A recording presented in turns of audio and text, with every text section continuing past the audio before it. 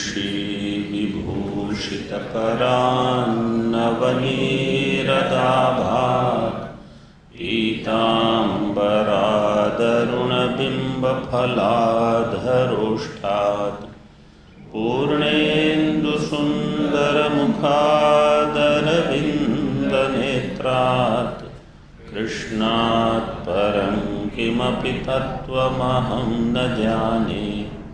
शङ्करं शङ्कराचार्यं केशवं बादरायणं सूत्रभाष्यकृतौ वन्दे भगवन्तौ पुनः पुनः। ईश्वरो गुरुरात्मेति मूर्तिभेदविभागिने व्योमवद्व्याप्तदेहाय दक्षिणामूर्तये नमः। ओम शांति शांति शांति।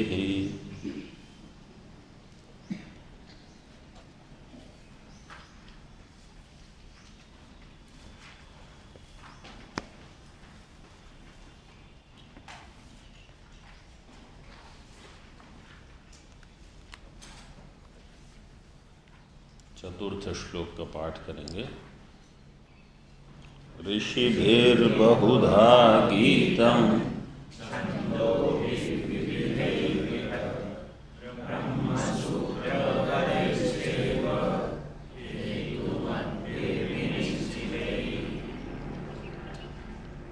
इसका अन्वय इत्यादि हमने देख लिए थे।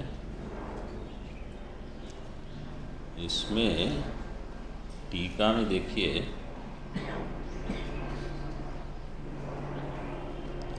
न केवलम आप्तोक्तेरेव क्षेत्रादि याथात्म्यम संभावितम किंतु वेदवाक्यादपि। आप्तोक्ति जो ऋषिभि ही कहा वो आप्तोक्ति है। केवल इतने से ही क्षेत्र क्षेत्रज्ञ का याथात्म्य नहीं है, किंतु वेदवाक्य से भी है। इसके बाद प्रतीक क्या दिया है? छंदोभिश्च इति। लेकिन भाष्य में छंदोभिश्च है किसी के पाठ में? छंदोभिरीति बनाया है, पाठ भेद। हाँ, तो छंदोभिश्च प्रतीक जो है, छंदोभिश्च आपको नहीं मिलेगा भाष्य में। छंदोभिरीति अथवा प्रतीक छंदोभिरीति कर दीजिए, मतलब ऊपर लिख दीजिए छंदोभिरीति। ऋगादीनाम चतुर्णामपि वेदानाम नाना प्रकारत्वम शाखा भेदात। कल हम देख रहे थे भिन्न भिन्न वेद की जो शाखाएं हैं, शाखाओं में भेद होने से अनेक प्रकार के वेद मंत्र उपलब्ध हैं, इसलिए छंदोभी ही। आगे देखिए टीका में। अच्छा, भाष्य में उसके बाद छंदांसी, छंदोभिष छंदांसी ऋगादीनी तैश। आगे 8 टीका वाले में क्या दिया है? तैहि मंत्रई, है ना? हाँ, हमारे कैलाश पुष्प में मंत्र ही नहीं है, उसको कोष्ठ में डाल दो अथवा कुछ कीजिए। छंदोभिः तैहि छंदोभिः विविधैर नाना प्रकारैः पृथक विवेकतो गीतम। आगे टीका में न केवलम श्रुति स्मृति सिद्धम उक्तम याथात्म्यम किंतु यौक्तिकम च इत्याह। ये जो क्षेत्र क्षेत्रज्ञ का याथात्म्य है, केवल श्रुति स्मृति सिद्ध नहीं है, बल्कि युक्ति से भी सिद्ध है। यौक्तिकम च। किंच भाष्य में ब्रह्मसूत्र पदैश्चैव ब्रह्मणः सूचकानि वाक्यानि ब्रह्मसूत्राणि। ब्रह्म के जो सूचक वाक्य है, ब्रह्मणः सूचकानि वाक्यानि ब्रह्मसूत्राणि। तैहि पद्यते गम्यते ज्ञायते ब्रह्म। उनके द्वारा जो ज्ञात होता है ब्रह्म, तैहि पद्यते ज्ञायते गम्यते ब्रह्म इति तानि पदानि कानि ब्रह्मसूत्र पदानि तैहि ब्रह्मसूत्र पदैहि तानि उच्यन्ते। टीका में देखिए,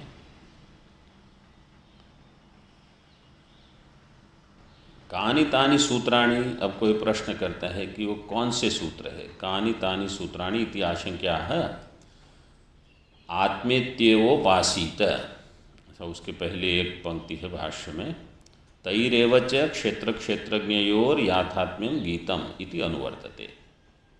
इनके द्वारा भी क्षेत्र और क्षेत्रज्ञ का याथात्म्यम गीतम, इसका याथात्म्य बताया गया है। तो ऋषियों के द्वारा, छंदों के द्वारा और ब्रह्मसूत्र पदों के द्वारा क्षेत्र क्षेत्रज्ञयोर याथात्म्यम गीतम। आगे देखिए टीका में, कानि तानि सूत्राणि, ये ब्रह्म सूत्र कौन से हैं।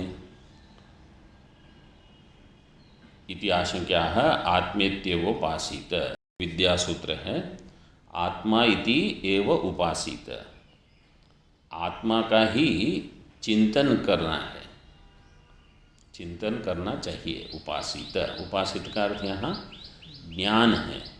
ये ज्ञान का प्रकरण है, उपासना का प्रकरण नहीं है।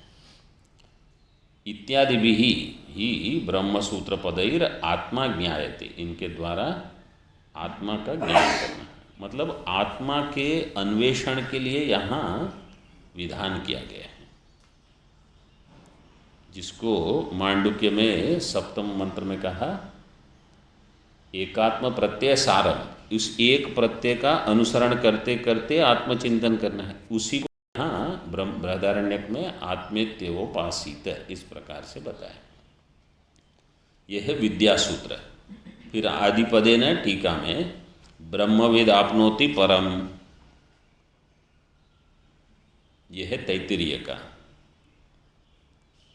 हाँ, संख्या 4-1 लिखी है।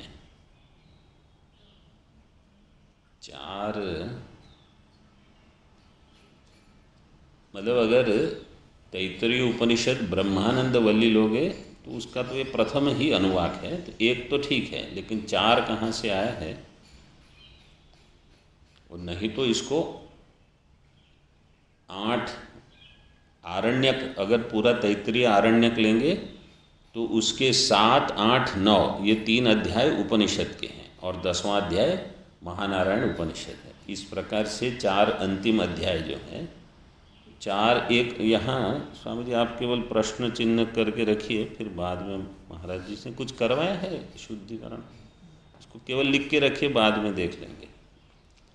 यह है ब्रह्मविद आपनोति परम। ब्रह्मविद जो ब्रह्म को जानता है, सह परम आपनोति, वो परम को प्राप्त करता है। परम का अर्थ है ब्रह्म। जो ब्रह्म को जानता है वो किसको प्राप्त करेगा, ब्रह्म को ही प्राप्त करेगा। ये भी सूत्र है। भगवान भाष्यकार ने वहाँ ऐसे लिखा है कि इस सूत्र की वृत्ति है प्रथम 3-4 पंक्तियाँ मंत्र की, और अन्य पूरा जो उपनिषद है वो इसी की व्याख्या है। पूरी जो ब्रह्मानंद वल्ली है वो ब्रह्मविद आपनोति परम, इसी की व्याख्या है। आगे, अथ यो अन्याम देवताम उपासते अन्यो असाव अन्यो अहम अस्मि। जो देवता की उपासना करता है, लेकिन किस बुद्धि से, अन्यो असौ अन्यो अहम, वो अन्य है मैं अन्य हूँ। देवता की मतलब ईश्वर की भी उपासना अन्य बुद्धि से जो करता है और सोचते हैं कि यही परम है, यही हमारा साध्य है, अन्यो असौ अन्यो अहम अस्मि इति न सवेद, वो जानता नहीं है। वो कैसे है, यथा पशुरेव सह देवाना, वो देवताओं का पशु जैसा है। जैसे मनुष्य के पशु रहते हैं बहुत, और कैसे वो हर एक पशु के लिए चिंतित रहता है कि अगर ये पशु कहीं गुम गया जैसे जंगल आदि में, तो उसका फिर अनुसरण करके उसको लेके आते हैं। इसी प्रकार ये देवता के लिए ये उनके सेवक बन के रहेंगे, इनको आत्मज्ञान की कोई संभावना नहीं है अथवा आवश्यकता नहीं लगती। तो यह है अविद्या सूत्र। अविद्या सूत्र की व्याख्या ही फिर आगे 1-4-10 के बाद पूरा प्रथम अध्याय अविद्या की व्याख्या है।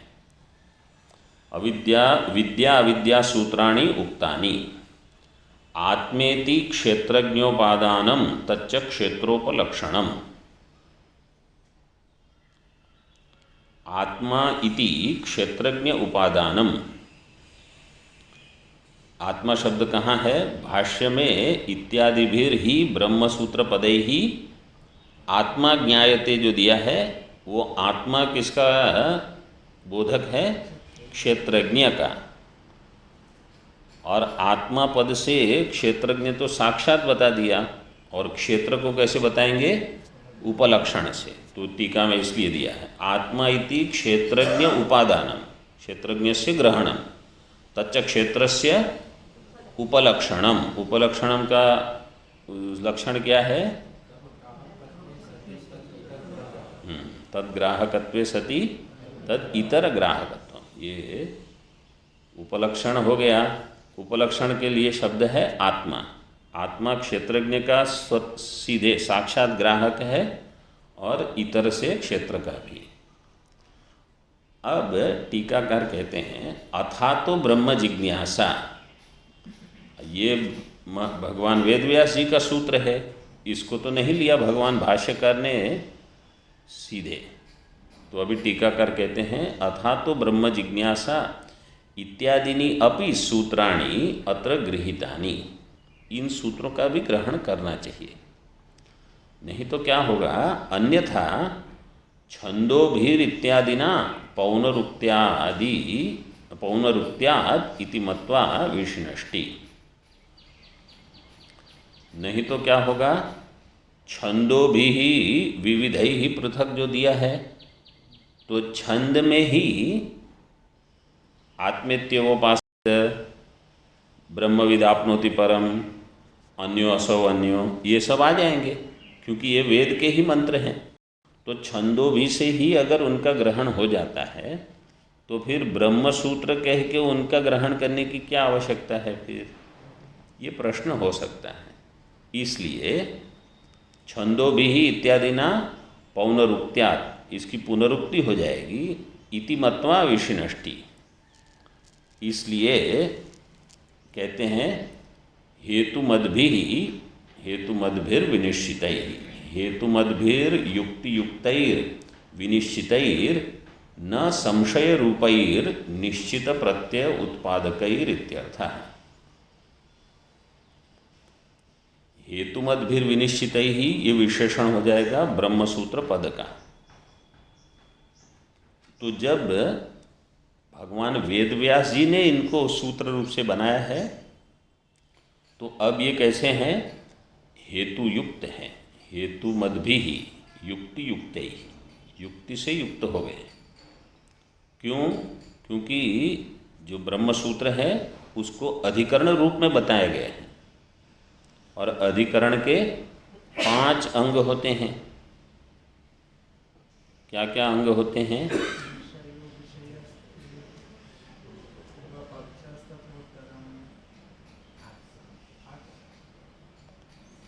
आक्षेपश्च समाधानम अथवा संगतिश्चेति पंचांगम शास्त्रेधिकरणम स्मृतम। वो 5 अंग होते हैं अधिकरण बनाने में। विषय, विषय का अर्थ है विषय वाक्य जो होगा, मूर्धन्य षकार। फिर विषय, विषय का अर्थ है संशय, इसमें संशय क्या है? और पूर्व पक्ष आक्षेप करेंगे, फिर उत्तर पक्ष होगा, पूर्व पक्ष तथोत्तरम, आक्षेपस्य समाधानम अथवा संगति, अध्याय संगति, पाद संगति, अधिकरण संगति, सारी संगतियां जब रहेगी, ये है युक्ति युक्त। मतलब ऐसे ही किसी पद को सूत्र नहीं कहा जाएगा। इतना विचार हुआ है और हर सूत्र में अधिकरण का एक विषय वाक्य होगा, उपनिषद से लिया जाएगा। तो इसलिए यहाँ कह दिया हेतु मद्भिर युक्ति युक्तैर विनिश्चितै ही न संशय रूपै, जिसमें कोई संशय न रहे कि अब इस वाक्य का अर्थ क्या है। ऐसे ब्रह्म सूत्र पद जो हैं निश्चित प्रत्यय उत्पादक ही, निश्चित प्रत्यय का उत्पादन कि इसका अर्थ यहाँ यही है, अन्य कोई नहीं। भले इतना बड़ा विशाल उपनिषद साहित्य है हमारा, लेकिन हर समय इस पद का एक ही अर्थ है ऐसा नहीं है। जैसे दृष्टांत देते हैं आकाशस्थल लिंगात, इसमें आकाश शब्द का अर्थ क्या है? ब्रह्म। तो आकाश साधारणतः तो हम महाभूत मान लेते हैं, लेकिन वहाँ आकाश का अर्थ यही करना होगा। तो ब्रह्म सूत्र का अध्ययन इसलिए किया जाता है कि कहाँ किस पद का क्या अर्थ है और कैसे अर्थ घटाना, चाहे वो पूरा मंत्र हो चाहे मंत्र का कोई शब्द हो। कहीं स्पष्ट लिंग है, कहीं अस्पष्ट लिंग, स्पष्ट लिंग वाक्यानाम विचार है, अस्पष्ट लिंग वाक्यानाम विचार। वहाँ पर भेद कर दिया, स्पष्ट ज्ञेय लिंग वाक्य और स्पष्ट उपास्य लिंग वाक्य। ज्ञेय ब्रह्म या उपास्य ब्रह्म, सभी प्रकार का विचार ब्रह्म सूत्र में किया गया है। इसलिए उसको आकर ग्रंथ माना जाता है। खान मतलब जिसको अद्वैत वेदांत का अच्छे से अध्ययन करना हो, उनको वहाँ तक अध्ययन करना पड़ेगा।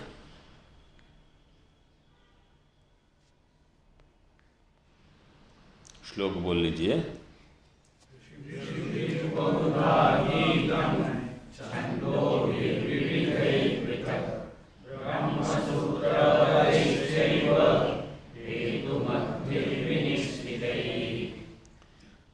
क्षेत्रादि याथात्म्य स्तुत्या प्रलोभिताय किं तत् इति जिज्ञासवे यथोद्देशं क्षेत्रं निर्दिशति।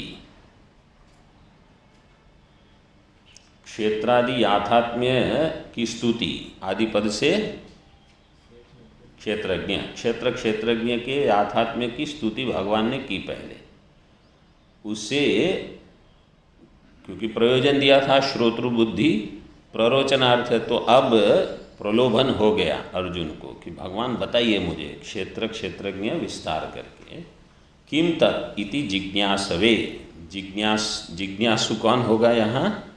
अर्जुन। जिज्ञासु में उकार कहाँ से आएगा?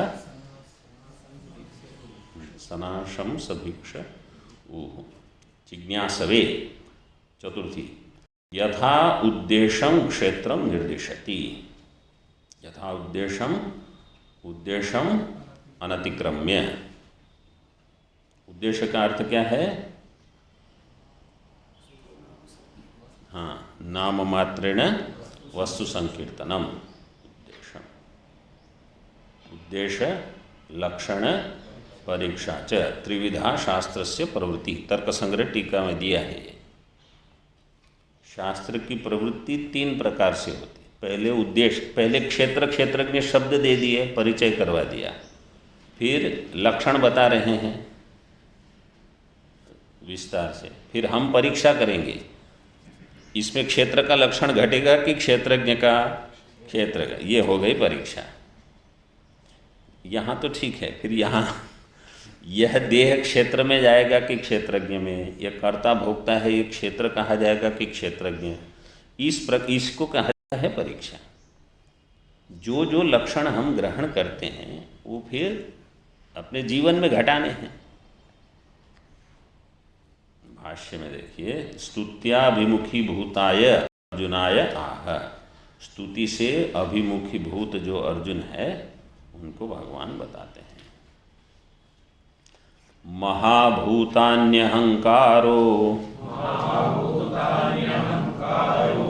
बुद्धिरव्यक्तमेव च इंद्रियाणि दशैकञ्च पंचचेन्द्रियगोचराः महाभूतान्यहङ्कारो बुद्धिरव्यक्तमेव च इन्द्रियाणि दशैकं च पंचचेन्द्रियगोचराः।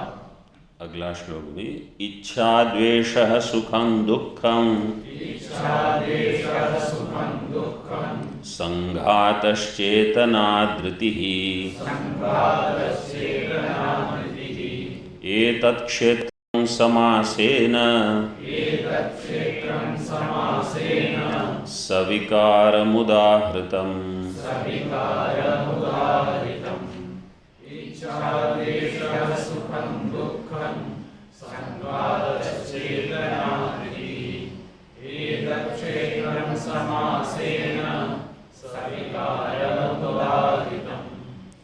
पहले दो श्लोक कंठस्थ करने हैं, फिर ये दो श्लोक 5, 6, फिर 7, 8, 9, 10, 11।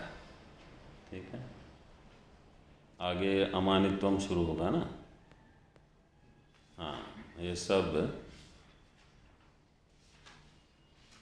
कंठस्थ करने हैं। महाभूतानि अहंकारो, भगवान गिनाते हैं, ये क्षेत्र के हैं पूरा विस्तार। महाभूतानि अहंकारो बुद्धि अव्यक्तम एवच, ये क्षेत्र हो गया वास्तव में। फिर उसके विकार बताते हैं आगे। इंद्रियाणि दश, 10 इंद्रियां। एकंच, एक से लेंगे मन। पंचच इंद्रिय गोचराः, और 5 इंद्रियों के विषय। आगे इच्छा द्वेष सुखम दुखम संघात चेतना धृति, ये समस्त एतम सविकारम क्षेत्रम समासेन उदाहृतम। ये समस्त जो है सविकारम क्षेत्रम, विकार सहित पूरा क्षेत्र समास रूप से, संक्षिप्त रूप से भगवान कहते हैं, मैंने बता दिया।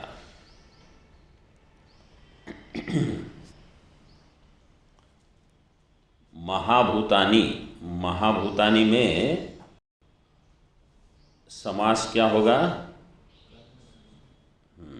महान, देखो टीका में भाष्य में दिया है, महांति च तानि भूतानि इति महाभूतानि कर्मधारे। इसका अलौकिक विग्रह कैसे होगा?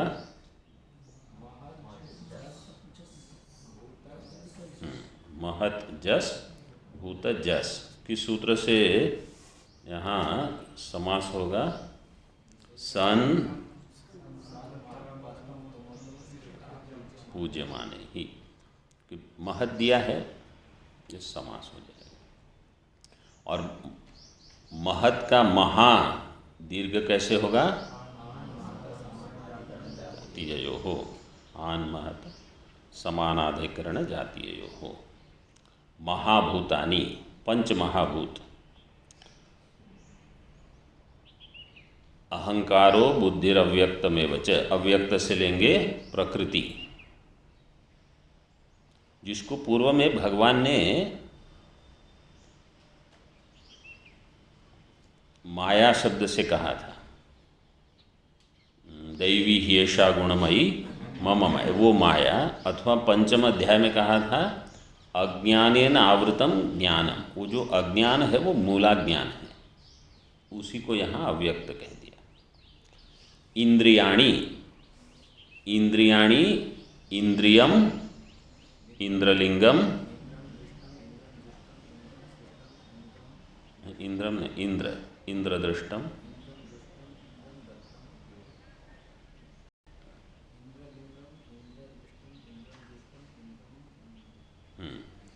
इंद्रियम इंद्रलिंगम इंद्रदृष्टम इंद्रसृष्टम इंद्रदृष्टम इंद्रदत्तम इति वा। इंद्रियाणि दशैकम च, 10 इंद्रियां, ज्ञानेन्द्रिय कर्मेंद्रिय और मन। टीका में देखिए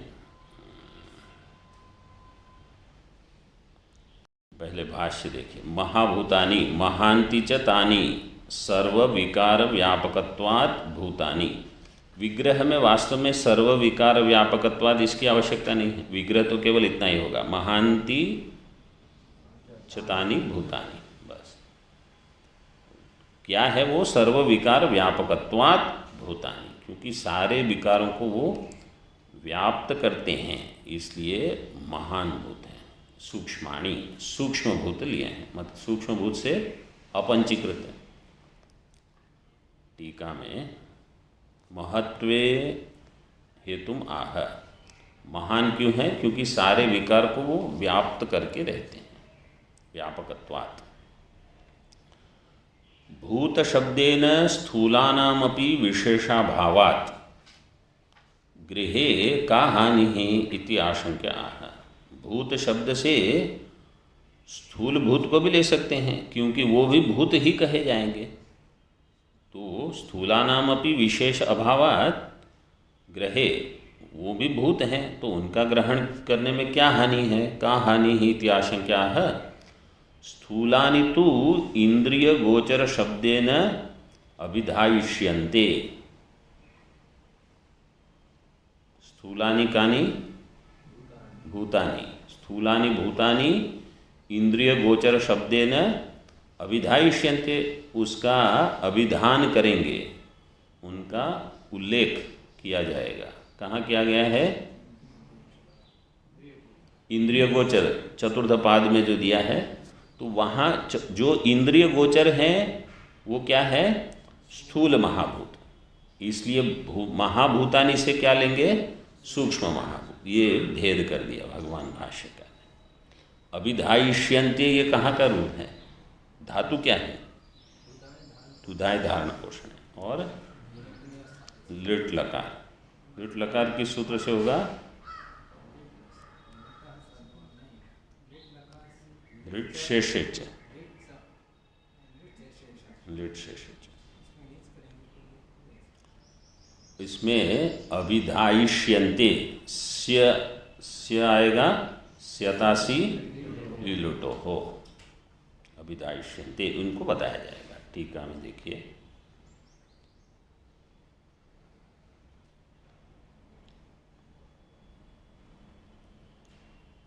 अहंकारो अहम प्रत्यय लक्षण इति संबंध। आगे दिया है अहंकारो महाभूत कारणम अहम प्रत्यय लक्षण।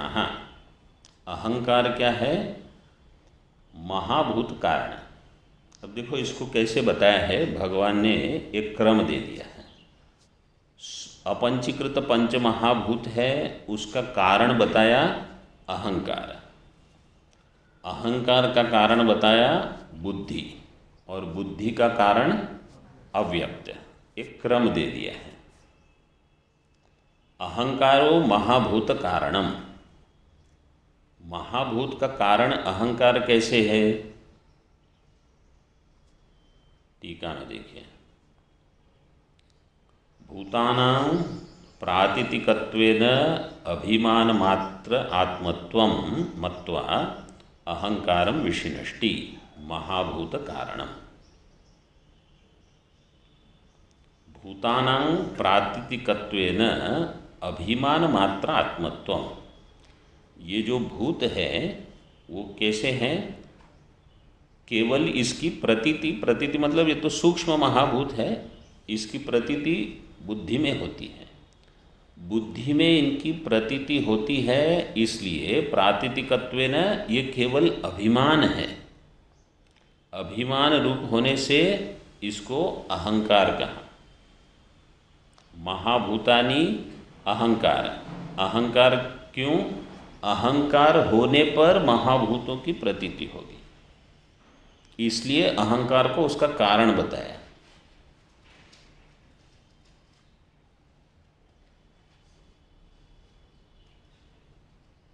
भूतानां प्रातितिकत्वेन अभिमान मात्र, जो जब अभिमान होगा तब भूत का भान होगा, इसलिए अहंकार को इनका कारण बताया। टीका में देखिए आगे, महतः परम इत्यादौ प्रसिद्धम महत् शब्दार्थम अहंकार हेतुम आह। महतः परम अव्यक्तम ऐसे दिया है, तो महत् शब्द जो है इत्यादौ प्रसिद्धम महत् शब्दार्थम, महत् शब्द क्या है? अहंकार का हेतु।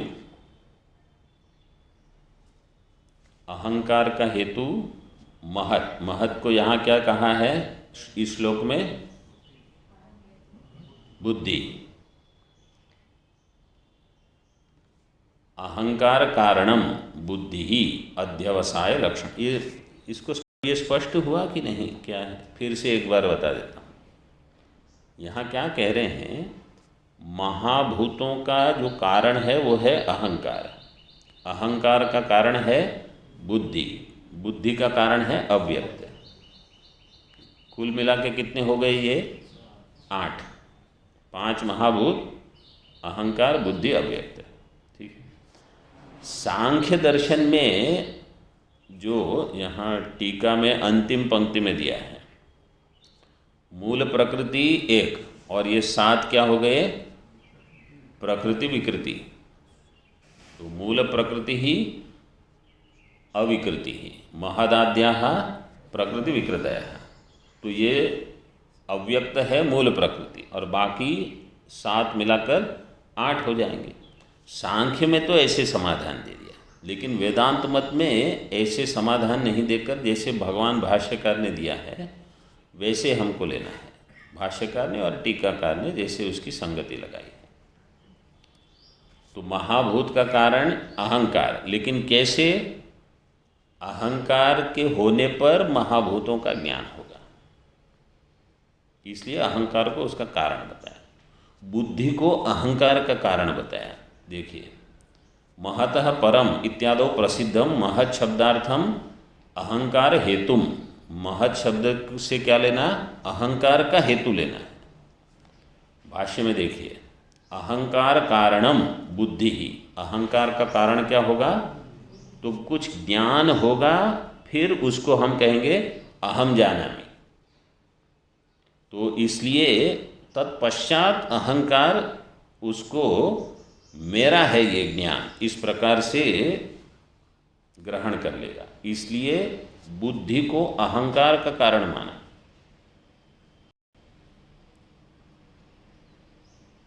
बुद्धि क्या है? अध्यवसाय लक्षणा बुद्धि ही। अध्यवसाय का अर्थ है निश्चयात्मिका। अध्यवसाय में धातु क्या है? शो अंतःकर्मणि। उस शो का हो जाएगा मूर्धन्य शकार का दंत्य सकार। धात्वादेः शः सः। धातु के आदि में शकार का सकार हो जाए। अध्यवसाय में यकार कहाँ से आएगा? आतोयुक्त चिण्कृतो हो। अध्यवसाय लक्षण। तो ज्ञान होगा, ज्ञान के पश्चात मेरा ज्ञान है ये भान होगा।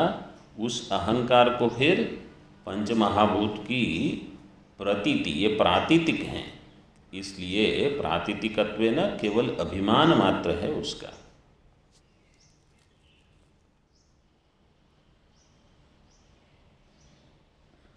आगे तत्कारणम अव्यक्तमेव च। उसका कारण है अव्यक्तम। किसका कारण?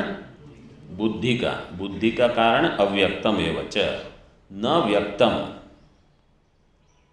आगे न व्यक्तम अव्यक्तम एक बार, अष्टटीका में शायद 2 बार है अव्यक्तम अव्यक्तम ऐसे दिया है। हाँ, एक बार काट सकते हैं। हमारे कैलाश पुस्तक में ठीक है, अव्यक्तम एव च न व्यक्तम अव्यक्तम अव्याकृतम ईश्वर शक्ति ही। इसी को अव्याकृत शब्द से बताया गया। अव्यक्त को भगवान भाष्यकार ने अव्याकृत शब्द से इसलिए बताया है क्योंकि बृहदारण्यक 1:4-7 में तद्धेदम तरहि अव्याकृतम आसीत ये मंत्र है उसको ध्यान में रखते हुए अव्याकृत बताया। तो कठोपनिषद में अव्यक्त दिया है, महतः परम अव्यक्तम, अव्यक्तात् पुरुषः परः। अव्याकृतम ईश्वर शक्ति ही मम माया दुरत्यया इति उक्तम। जो भगवान ने कहा ये मेरी माया है वही है अव्याकृत है। टीका में ईश्वर शक्ति रीति उक्ते चैतन्यमपि शंक्येत तदर्थम आह। ईश्वर शक्ति तो चैतन्य भी ईश्वर की शक्ति है, तो इसलिए यहाँ भेद कर दिया, नहीं माया को बताते हैं। अवधारण रूपम अर्थमेव स्फुटयति, ये जो अवधारण रूप अर्थ है उसको बताते हैं। एतावती एव इति, एतावती एव अष्टधा भिन्ना प्रकृति ही, ये हो गई अष्टधा प्रकृति। तो जो सप्तम अध्याय में जहाँ कहा था भूमिरापो नलो वायु खम मनो बुद्धि रेवच अहंकार, वहाँ मन बुद्धि अहंकार ये तीन दिए हैं। उसका भाष्य कुछ स्मरण है? नहीं है तो कम से कम इतना अंश स्मरण रखिए, क्योंकि विशेष अर्थ किया है वहाँ भाष्यकार ने।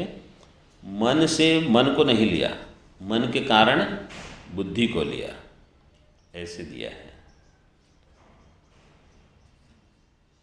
भूमिरापो नलो वायु खम मनो बुद्धि अहंकार, अहंकार से वहाँ लिया अव्यक्त, बुद्धि से लिए हैं अहंकार को, और मन से लिए हैं बुद्धि को। ऐसे तीन कारण को लेकर, मतलब जैसे कारण का कार्य में शब्द प्रयोग होता है, इस प्रकार से वहाँ शब्द प्रयोग हुआ है। चाहिए तो थोड़ा देख सकते हैं।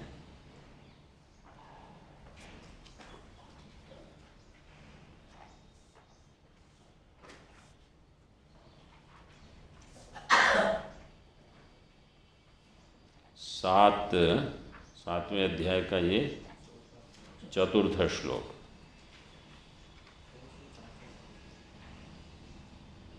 क्या पृष्ठ क्रमांक 265 66 266। अगले पृष्ठ पर देखिए भाष्य 67 में, मनसः कारणम अहंकारो गृह्यते बुद्धिरिति अहंकार कारणम महत्तत्वम। मिला भाष्य में?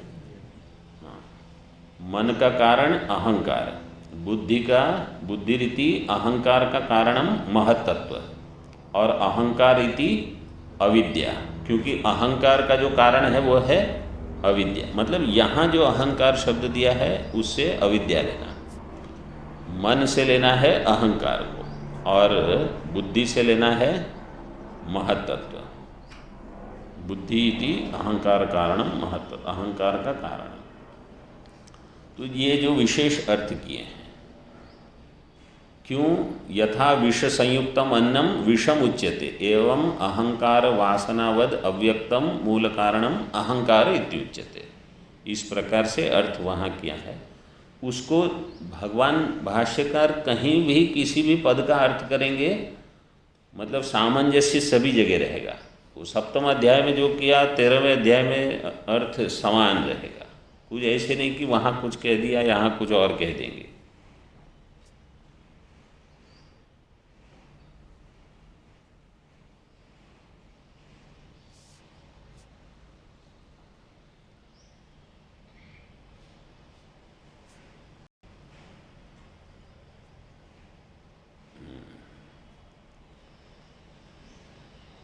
चलिए वापस आ जाइए।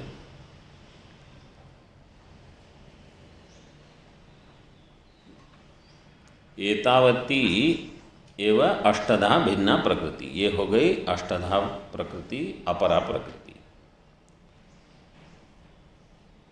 च शब्दो भेद समुच्चयार्थ है। च शब्द कहाँ है? बुद्धिरव्यक्तम एवं च, ये चकार जो है ये वास्तव में भिन्न भिन्न है, लेकिन इनका समुच्चय करके एक वस्तु बतानी है। क्या वस्तु बतानी है? क्षेत्र।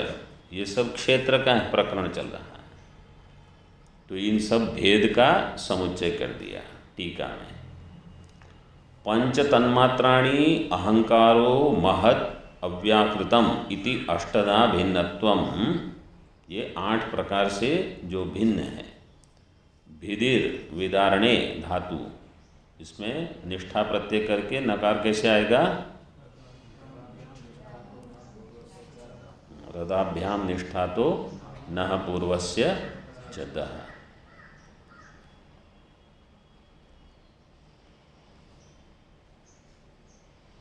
मूल प्रकृत्या सह तन्मात्रादि भेदानां समुच्चयश्चकारार्थः।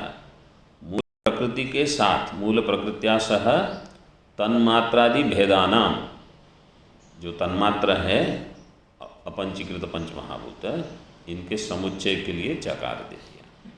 दशेन्द्रियाणि एव, अब उत्तरार्ध का उसकी व्याख्या करते हैं। दशेन्द्रियाणि एव विभज्य व्युत्पादयति। श्रोत्र इंद्रियाणि दश, श्रोत्रादीनि पंच बुद्ध्युत्पादकत्वात्, बुद्धीन्द्रियाणि। वाक्पाण्यादीनि पंच कर्म निर्वर्तकत्वात्, कर्मेन्द्रियाणि तानि दश। इंद्रियाणि 10, श्रोत्रादीनि पंच, श्रोत्रादि 5 इंद्रियां। क्या है ये? बुद्धि उत्पादकत्वात्। बुद्धि का अर्थ यहाँ क्या लेंगे? ज्ञान। ज्ञान के उत्पादक हैं बुद्धि इंद्रियाणि। और वाक्पाण्यादीनि, ये 5 कर्मेंद्रिय कर्म निर्वर्तक है, कर्म को सिद्ध करती है, निष्पन्न करती है, इसलिए ये कर्मेंद्रियाणि। सबको मिला के 10। टीका में तदेव प्रश्न द्वारा स्फुटयति। किंतत् आगे एकंच, किंतत् वो एक क्या है? मनः, तन मन।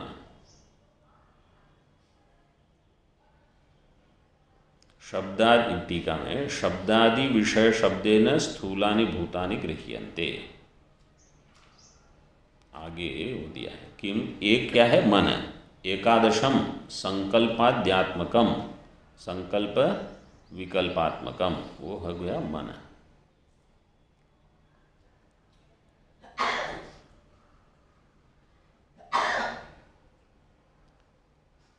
टीका में उक्तेषु तन्मात्रादिषु तंत्रांतरीय सम्मतिम आह। उसके पहले भाष्य में देख लीजिए। पंचचेन्द्रिय गोचराः शब्दादयो विषयाः, और 5 इंद्रियों के विषय, उसके लिए क्या है? शब्दादि विषय शब्देन स्थूलानि भूतानि गृह्यन्ते। तो 5 जो शब्द स्पर्श रूप रस गंध हैं, उसके द्वारा स्थूल भूत को भी ले लिया। वास्तव में शब्द स्पर्श रूप रस गंध ये स्थूल है कि सूक्ष्म है? सूक्ष्म है, लेकिन उसका भान जब हमको होता है तो किसी स्थूल के माध्यम से होता है, इसलिए स्थूलानि भूतानि कह दिया है। शब्दादि विषय शब्देन स्थूलानि भूतानि गृह्यन्ते, इंद्रियों के जो विषय। अथवा यहाँ स्थूल से केवल पंचीकृत होने के बाद ही इनका भान होता है, अपंचीकृत रूप में इनका भान नहीं होने से उसको स्थूल भूत में डाल दिया। अभी इन उक्तेषु तन्मात्रादिषु तंत्रांतरीय सम्मति, तंत्र दर्शन, अन्य दर्शन की सम्मति, सांख्य की। तानी एतानी सांख्याश्चतुर्विंशति तत्वान्याचक्षते, इन्हीं को सांख्य 24 तत्व मानते हैं। कैसे दे दिए सांख्यकारी का? मूल प्रकृतिरविकृतिर महदाद्या प्रकृति विकृतयः सप्त षोडशकश्च विकारः इति पठन्ति। मूल प्रकृति 1, उसके बाद बुद्धि अहंकार महाभूत लेकर 7 प्रकृति विकृति 8 हो गए, और षोड़ विकार। षोडश विकार में क्या क्या है? 5 कर्मेंद्रिय, 5 ज्ञान, जो यहाँ उत्तरार्ध में दिए हैं वही 16 हैं। 10 इंद्रियां, 1 मन और 5 उनके विषय, कुल मिला के 16 हो जाएंगे। तो मतलब कुल मिला के 24। श्लोक बोल लीजिए। अहंकारो बुद्धिरव्यक्तमेव च इन्द्रियाणि दशेकं च पञ्चचेन्द्रियगोचराः। आगे अव्यक्ताहंकारादीनां त्रैगुण्याभिमानादि धर्मकत्वं प्रसिद्धम् इति शब्दादीनामेव ग्रहणे कर्मेन्द्रियाणां विषयानुक्तेः वैरूप्य प्रसंगात्। इतना देखे पे अव्यक्त अहंकारादि नाम जो पूर्वार्ध में दिए थे, पूर्व श्लोक में अव्यक्त अहंकारादि, ये सब त्रैगुण्य अभिमानादि धर्मकत्वम इनका प्रसिद्ध है। ये सत्व रज तमो गुण के अभिमान से इनका भान होता है। शब्दादि नाम एवं ग्रहण, और अगर आप कहोगे पंच च इंद्रिय गोचराः, शब्द स्पर्श रूप रस गंध को लोगे तो क्या होगा? कर्मेंद्रियों के विषय की तो उक्ति हुई नहीं, केवल ज्ञानेन्द्रिय के ही विषय आपने बताए। कर्मेंद्रियाणां विषयानुक्ते है तो वैरूप्य प्रसंगात, वैरूप्य हो जाने से क्षेत्र निरूपणस्य च प्रकृतत्वात्, और प्रकरण तो क्षेत्र के निरूपण का है, इसलिए स्वरूप निर्देशेनैव तत्क्षेत्रं यच्च यादृक् च इति व्याख्यातम्। तो सभी की व्याख्या नहीं हुई है, संक्षेप में बता रहे हैं। मुख्य उद्देश्य क्या है कि क्षेत्र को बता देना। ये जितने विकार हैं महाभूत, बुद्धि, अहंकार, अव्यक्त के, वो सारे आपको गिन लेने हैं। यच्च यादृक् च इति व्याख्यातम्। इदानीम आगे इच्छादीनाम आत्मविकारत्व निवृत्तये क्षेत्र विकारत्व निरूपणेन यद विकारी इति एतद् निरूपयन् मतांतर निवृत्ति परत्वेन श्लोकम अवतारयति। इच्छादि अगला जो श्लोक है, इच्छादीनाम आत्मविकारत्व निवृत्तये, इसको आत्मविकार मानते हैं कौन? न्याय वैशेषिक, यहाँ वैशेषिका दिया है। आत्मविकारत्व निवृत्तये, ये किसके विकार हैं? क्षेत्र के, आत्मा के नहीं। इसलिए इसको क्षेत्र विकारत्व निरूपणेन यद विकारी इति एतत् निरूपयन्, मतांतर की निवृत्ति कर रहे हैं, श्लोक का अवतारण कर रहे हैं। इच्छा द्वेष ये हमने पढ़ लिया है। भाष्य में देख लीजिए। अथ इदानीम आत्मगुणाः यान आचक्षते वैशेषिका, जो वैशेषिक इनको आत्मगुण मानते हैं वो आत्मा के नहीं क्षेत्र के हैं। ते अपि क्षेत्र धर्मा एव न तो क्षेत्रज्ञस्य इत्याह भगवान। ओम पूर्णमदः पूर्णमिदं पूर्णात् पूर्णमुदच्यते पूर्णस्य पूर्णमादाय पूर्णमेवावशिष्यते। ओम शांति शांति शांति।